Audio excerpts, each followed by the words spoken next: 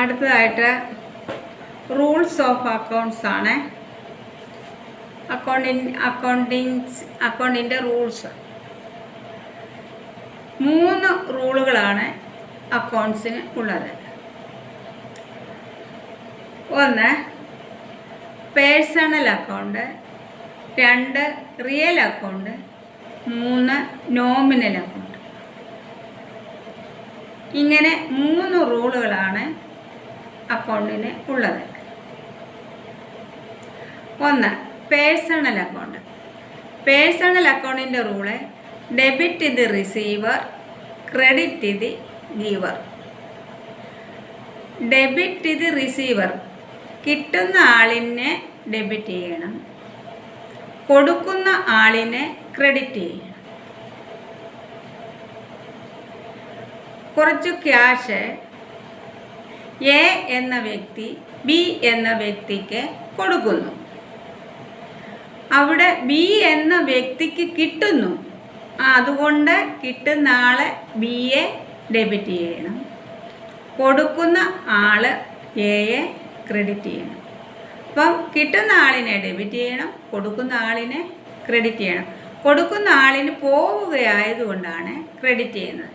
കിട്ടുന്ന ആളിന് ക്യാഷ് കിട്ടുന്നത് കൊണ്ട് അതിനെ ഡെബിറ്റ് ചെയ്യണം. അതാണ് പേഴ്സണൽ അക്കൗണ്ടിൻ്റെ റൂള്. അടുത്തത് റിയൽ അക്കൗണ്ട്. റിയൽ അക്കൗണ്ടിൻ്റെ rule debit what comes in, credit what goes out. Comes in ഇങ്ങോട്ട് വരിക, കിട്ടുക.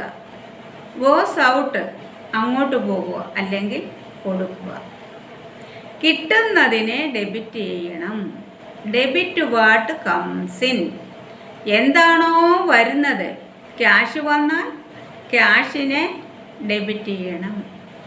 Debit what comes in, credit what goes out. പോകുന്നത് എന്താണോ പോയത്, ക്യാഷ് പോയാൽ ക്യാഷിനെ ക്രെഡിറ്റ് ചെയ്യണം. Example, cash received from A. എയിൽ നിന്ന് ക്യാഷ് കിട്ടിയാൽ ക്യാഷ് വരുന്നത് കൊണ്ട് ക്യാഷിനെ ഡെബിറ്റ് ചെയ്യണം. അടുത്ത ക്യാഷ് പെയ്ഡ് ടു ബി. ബിക്ക് ക്യാഷ് കൊടുത്തു.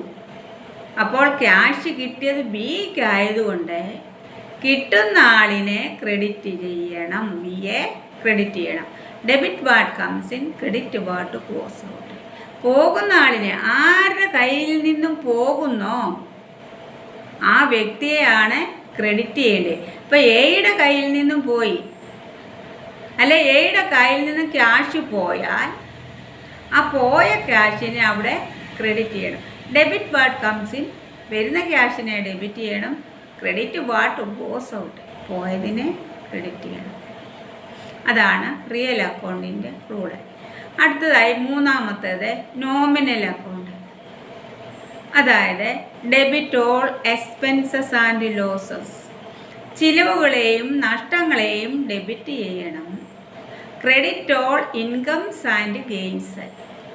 വരവിനെയും ലാഭത്തെയും ക്രെഡിറ്റ് ചെയ്യണം. അതാണ് 3ാമത്തെ റൂള്. അതായത് personal account, real account, nominal account. Debit all expenses and losses. എക്സ്പെൻസിനെ ലോസിനെ ഡെബിറ്റ് ചെയ്യണം. അതാണ് nominal account. Credit all incomes and gains.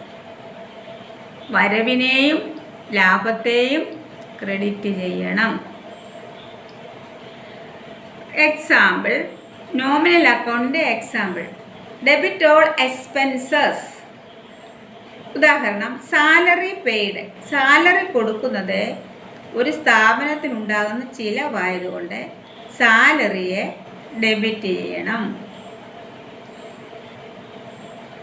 ഇനി മറ്റെന്തെങ്കിലും നഷ്ടങ്ങൾ ഉണ്ടായാൽ, ബാഡ് ഡെബ്റ്റ്സ്, കിട്ടാക്കടം ഉണ്ടായി, debit all expenses and losses. Bad debts, കിട്ടാക്കടം നഷ്ടമായതുകൊണ്ട് അതിനെയും ഡെബിറ്റ് ചെയ്യണം. അപ്പോൾ ഡെബിറ്റ് ഓൾ എക്സ്പെൻസസ്. എക്സ്പെൻസിന് എക്സാമ്പിൾ പഠിക്കണം.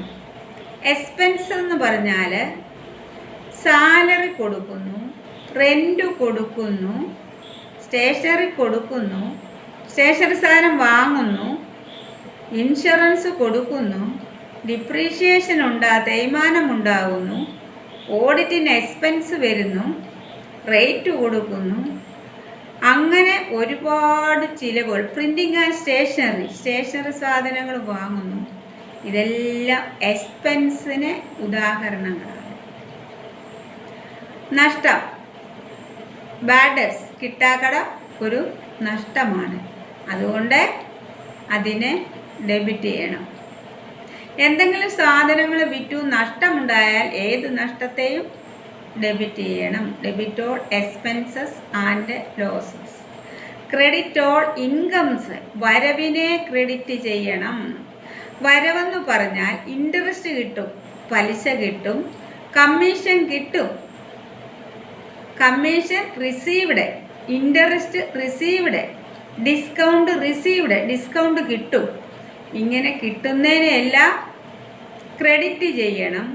എന്തെങ്കിലും വിറ്റിട്ട് ലാഭമുണ്ടായാൽ ആ ലാഭത്തെ ഗെയിനിനെ ക്രെഡിറ്റ് ചെയ്യണം. അങ്ങനെ 3 തരത്തിലുള്ള അക്കൗണ്ടിൻ്റെ റൂളുകളാണ് നമ്മൾക്ക് അക്കൗണ്ടിങ്ങിലും ടാലിയിലും പഠിക്കുവാനുള്ളത്. അപ്പം ഒരു ടാലി പഠിക്കുന്ന ഒരു വ്യക്തിക്ക് ഈ റൂളുകളും ഈ എക്സ്പെൻസുകളും ഈ ഇൻകംസ്, പർച്ചേസ് എന്താ, സെയിൽസ് എന്താ, ഡ്രോയിങ്സ് എന്താ, എക്സ്പെൻസുകൾ ഏതൊക്കെ, ഇൻകംസ് ഏതൊക്കെ, അസറ്റുകൾ ഏതൊക്കെ, ലയബിലിറ്റികൾ ഏതൊക്കെ, ഇതെല്ലാം ഈ അക്കൗണ്ടിങ്ങിൻ്റെ ബേസിക് മൊത്തവും ടാലിയിൽ പഠിച്ചിരിക്കണം.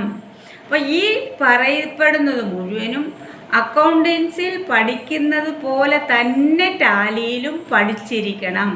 രണ്ടും ഒരുപോലെ പഠിച്ചു പോകുവാൻ എളുപ്പമാണ്. അതുകൊണ്ട് ഈ ക്ലാസ് എല്ലാവർക്കും പ്രയോജനപ്പെടുമെന്ന് വിശ്വസിക്കുന്നു. എല്ലാവരും സബ്സ്ക്രൈബ് ചെയ്യുകയും വേണം.